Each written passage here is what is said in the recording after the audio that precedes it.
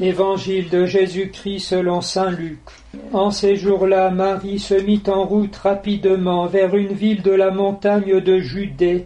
Elle entra dans la maison de Zacharie et salua Élisabeth. Or, quand Élisabeth entendit la salutation de Marie, l'enfant tressaillit en elle. Alors Élisabeth fut remplie de l'Esprit Saint et s'écria d'une voix forte: « Tu es bénie entre toutes les femmes, et le fruit de tes entrailles est béni. Comment ai-je ce bonheur que la mère de mon Seigneur vienne jusqu'à moi? Car lorsque j'ai entendu tes paroles de salutation, l'enfant a tressailli d'allégresse au-dedans de moi. Heureuse celle qui a cru à l'accomplissement des paroles qui lui furent dites de la part du Seigneur. » Nous avons eu l'occasion de dire que l'évangile de la Visitation était en quelque sorte une représentation théologique de la grâce de l'année de la foi, dont le but, d'après Benoît XVI qui l'a promulgué, est de retrouver la joie de croire et l'enthousiasme d'annoncer la personne de Jésus à ceux qui nous entourent et au monde contemporain. Et le Seigneur, dans sa bonté, insiste lui-même, puisque la providence liturgique a voulu que cette année, nous entendions coup sur coup et à 2 jours de distance cet évangile de la Visitation.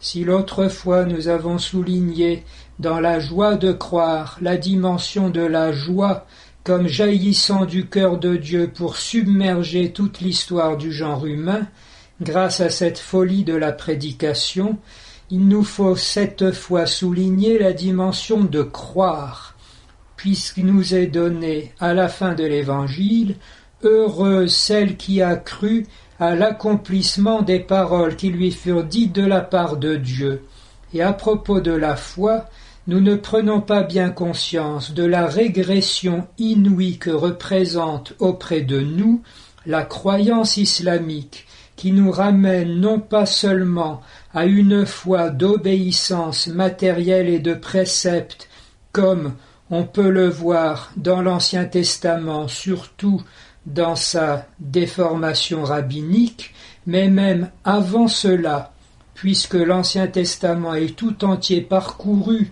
par le souffle, l'élan d'une promesse tendue vers l'accomplissement de la plénitude du Christ et qui est totalement absent de la doctrine musulmane.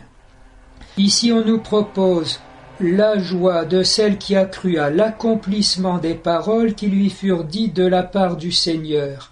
C'est Élisabeth qui dit cela, en répétant finalement ou en révélant l'attitude de la Vierge Marie, quelques versets avant, qui répond à l'archange Gabriel « Voici la servante du Seigneur, qu'il me soit fait selon ta parole. » Même confiance en Dieu, même obéissance du cœur, même douceur et même paix en accueillant la visitation du Seigneur Dieu. Et encore cette attitude de la foi, de l'obéissance de la foi de la Vierge Marie, n'est-elle que la manifestation au plan de notre histoire de l'adhésion intérieure du Seigneur Jésus à l'instant de son incarnation.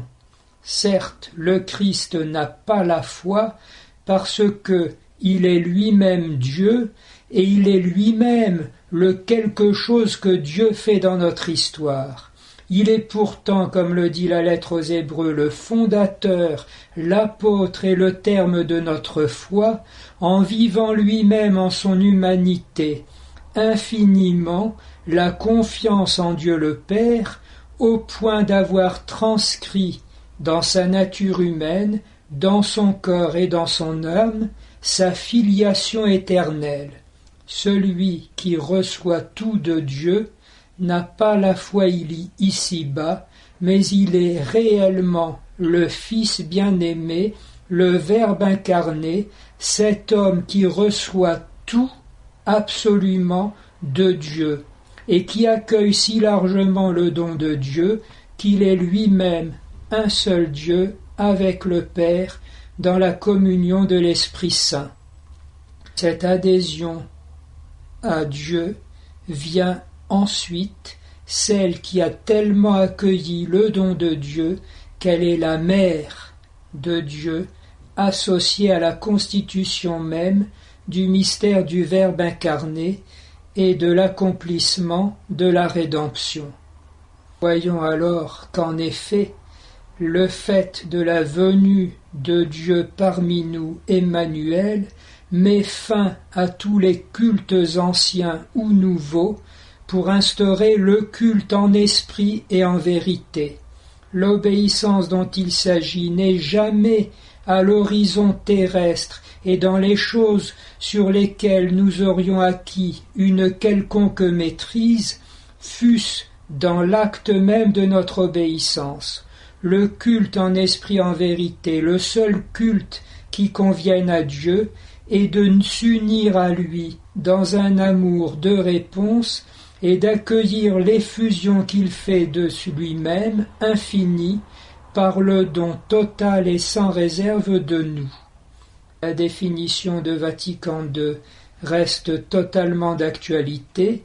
L'obéissance de la foi est due à Dieu qui se révèle, entendons à Dieu qui se donne, par laquelle l'homme soumet son intelligence et sa volonté et s'en remet librement, sans réserve et avec confiance à Dieu qui vient à lui. C'est en vivant cette attitude que nous communions au Christ, que nous nous unissons à Dieu et que la vie éternelle pour nous est déjà commencée. Cette plénitude de la vie du Christ, à laquelle la foi nous ouvre une participation réelle, lui-même la vit dès l'instant de son incarnation. C'est exactement la même attitude de Jésus que nous retrouvons à la croix, avec la Vierge Marie debout auprès de lui. « Père, entre tes mains je remets mon esprit », et encore tout est accompli. Le Concile commentant pour la Vierge Marie, elle donnait à son Fils mourant pour le salut du monde toute l'adhésion de sa foi, et ainsi elle lui était unie au point d'être appelée en toute justesse co-rédemptrice.